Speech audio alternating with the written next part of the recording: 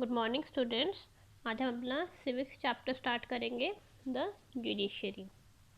ठीक है, so open up your book and we will start with this chapter.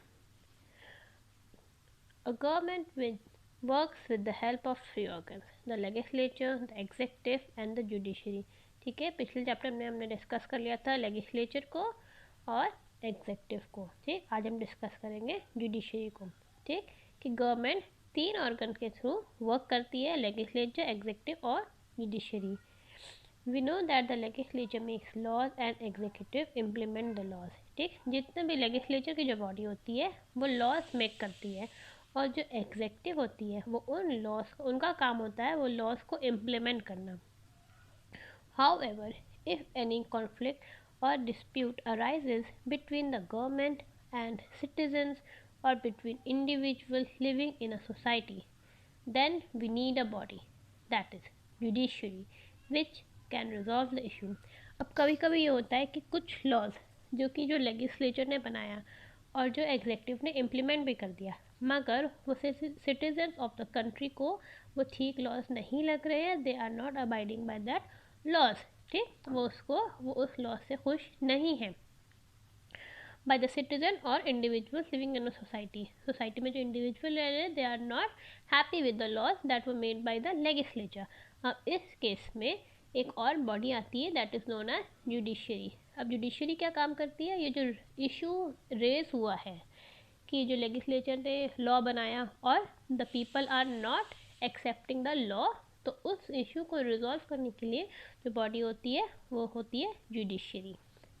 Okay, the judiciary is the third organ which protects the rights and freedom of citizens. ठीक है, judiciary का क्या काम होता है? वो राइट्स और फ्रीडम जो कि सिटीजन्स के होते हैं उसको प्रोटेक्ट करती है, वो हर इशू सॉल्व करती है जो कि सिटीजन्स अराइज करते हैं। It administers justice and settles disputes in accordance with the laws of the Constitution. ठीक है, laws of the Constitution के accordingly, ठीक, उसको अबाइड करते हुए सारे disputes को, सारे इशू को ये रिजॉल्व करता है। कौन करता है? Judiciary of India. Now, judiciary in India. India has a unified judiciary. The Supreme Court is situated at the top of the judicial system. ठीक, तो यहाँ पे जो जुडिशियल सिस्टम के ऊपर होता है सबसे टॉप पे वो है सुप्रीम कोर्ट। ठीक है, next to supreme court there are high courts in the states followed by district courts. The supreme court which is the highest court of justice has the power to supervise and control the entire judicial system in India. ठीक, अब इसमें आपने क्या देखा? इसमें तीन level हुए judiciary में। एक हुआ डिस्ट्रिक्ट कोर्ट, उसके ऊपर हुआ हाई कोर्ट और सबसे टॉप पे हुआ सुप्रीम कोर्ट। ठीक है, अब जो सुप्रीम कोर्ट है वो at the top of judicial system है। इसके पास क्या पावर होता है? इसके पास पावर है पूरे जुडिशियल सिस्टम को सुपरवाइज करने का, ठीक है, और उसको कंट्रोल करने का। किसके पास पावर है? सुप्रीम कोर्ट का पास ये पावर है। ठीक है, now what is the need of court? आखिर कोर्ट की ज़रूरत क्या है? देखते हैं। The courts help us to ensure justice by giving punishment to the guilty. ठीक है, अब कोर्ट के होने से कोई भी गिल्टी है, अब अगर कोर्ट ना हो तो अगर कोई गिल्टी है उसको कोई पनिशमेंट ही नहीं मिलेगा, और कभी ऐसा भी हो सकता है कि ये जो गिल्टी है उसको ज़्यादा पनिशमेंट मिल जाए या उसको कम पनिशमेंट मिल जाए according to her crime, his or her crime. ठीक, तो ताकि जो जैसा क्राइम किया है उसको उसी लेवल का पनिशमेंट मिले, ये इंश्योर करता है कोर्ट। ठीक है, और उसको पनिशमेंट मिले ये भी इंश्योर करता है कोर्ट। ठीक है, if there has been no courts, people will take law and order into their hands leading to chaos. ठीक, सिर्फ लॉज होंगे और कोई कोर्ट नहीं होगा, तो कोई भी देखने वाला नहीं है कि वो लॉ एंड ऑर्डर कौन चला रहा है, लोग अबाइड कर भी रहे हैं कि law according to the law या नहीं। तो ये देखने के लिए कि लॉ अबाइड हो रहा है उसके लिए कोर्ट की ज़रूरत है।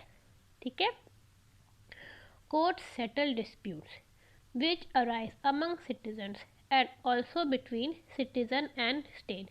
ठीक है, कोर्ट सारे डिस्प्यूट्स को सेटल करता है जो किन के बीच में होता है, अमंग सिटीजन्स के बीच में वो जो होता है वो डिस्प्यूट को रिजॉल्व करता है। और साथ ही में जब सिटीजन और गवर्नमेंट के बीच में होता है, सिटीजन और स्टेट के बीच में जो डिस्प्यूट होता है वो भी कोर्ट सेटल कर देते हैं डिस्प्यूट।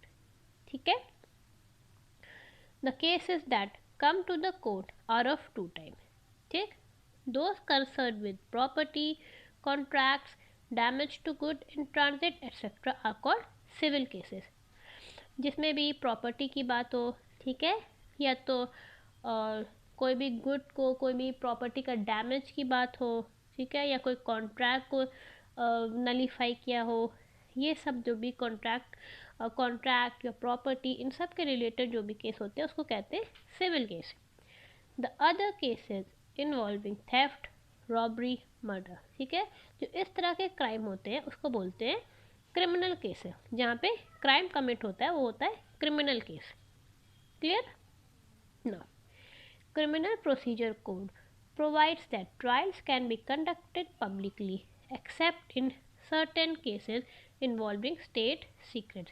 ठीक है, पब्लिकली इसका एग्जीक्यूशन हो सकता है, लेकिन कुछ जैसे कि केस होते हैं जो कि स्टेट सीक्रेट जिसमें इन्वॉल्व होते हैं वो पब्लिकली कंडक्ट नहीं होंगे।